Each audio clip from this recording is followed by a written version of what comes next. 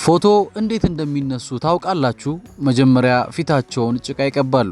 ከዛ በጠፍጣፋ ድንጋይ ፊቱን ሲመቱት ምስሉ ይወጣል። ሻወርስ እንዴት ነው የሚወስዱት? በእንጨት እየተመቱ አዋራ ማራገፍ ብቻ። ካልተስማሙ አያታቸውን ወርውረው ጎፈር ወይም ጭራ ይወጣለት ያሸንፋል። ይህ ቤተሰብ ክሩድ ይባላል። ድሮ ብዙ ጎረቤቶች ነበሯቸው፣ ነገር ግን በትላልቅ እንስሳቶች ተጨፍልቀው ይሞታሉ።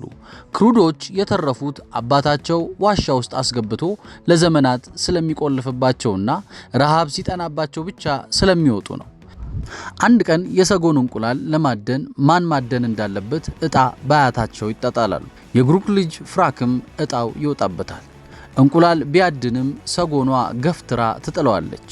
እናቱም እንቁላሉን ቀምታ ለአያትየው ታቀብላለች። አንድ ላይ ተጣጥረው እንቁላሉን ያድኑታል። ሁሉም ከጠጡ በኋላ ግራክ ተራ ላይ ጠብታ ብቻ ይደርሰዋል። ባለፈው ሳምንት በልቻለሁ ይበቃኛል ብሎ ፀሐይ ስትጠልቅ ወደ ዋሻው ይገባሉ። የዛለት ማታ ግን የእሳት ብርሃን የኤፕን ሐሳብ ይስበዋል። እሳቱንም ተከትላ ስትወጣ ወንድ ልጅ ታገኛለች። ደንግጣም ትሸሸዋለች። ወንዱ ልጅ ጋይ ይባላል። ብዙ የአኗኗር ልምምዶችን ያውቃል። ታላቅ የመሬት መንቀጥቀጥ ስለሚመጣ ነይ ከኔ ጋር ይላታል። ኢፕም አልተስማማችም። ስፈልጊኝ ይህና ጩሂልኝ በፈለግሽው ሰዓት እገኝልሻለሁ ብሏት ይሄዳል።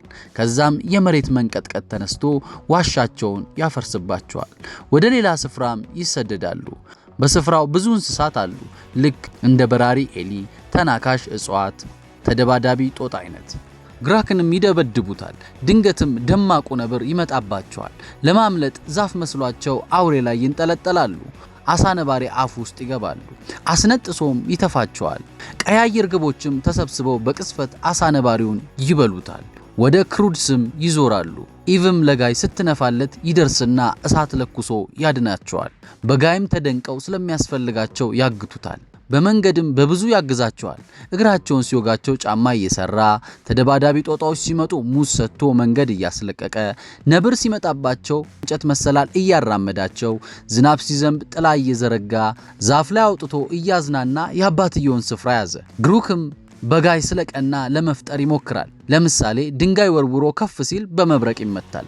ቀበቶ ብሎ እባብ ያስራል። መኪና ብሎ በድንጋይ ይንከባለላል። ፎቶ ብሎ ልጁን በድንጋይ ይለጥፈዋል። ቤተሰቡም ስላልተቀበለው ግሩክ ተናዶ ጋይን ያሯሩጠዋል። በዛው ቅስበት የመሬት መንቀጥቀጡ በድጋሚ ይጀምራል። በየትኛውም መንገድ ለማምለጥ ቢሞክሩም ይከብዳቸዋል። ነገር ግን አባታቸው ራሱን መስዋዕት ለማድረግ ይወስንና እያንዳንዱን እየወረወረ ያሻግራቸዋል። ሁሉንም ማሻገሩን ሲያቅ ወደ ዋሻ ገብቶ ጋይን እንዳስተማረው እሳት ይለኩሳል። የሚያጨበጭብለት ግን አልነበረም። በአፈርም ቤተሰቦቹን ስሎ እየተጽናና እሳቱን ይዞ ዞር ሲል ባለቀለሙን ነብር ያየዋል። ነገር ግን እሱም ስለፈራ አልጎዳውም ነበር። በዛም ጊዜ ግሩክ እንደ ጋይ ሐሳብ ያመነጫል። ትልቅ አጥንት ያመጣና በድፍድፍ ቀብቶ ቀይ እርግቦቹን በእሳት እየመራ አጥንቱ እስከ ነብሩ ጋር ገብቶ ቀዮቹ እርግቦች ሲጣበቁ ይዘውት ይበራሉ። የመጨረሻ መንቀጥቀጡም ከመፈንዳቱ በፊት ከቤተሰቦቹ ጋር ተሻግሮ ይገናኛል። በአዲስ ስፍራም አዲስ ሕይወት ጀምረው በድንጋይ በድጋሚ የማስታወሻ ፎቶ ይነሳሉ።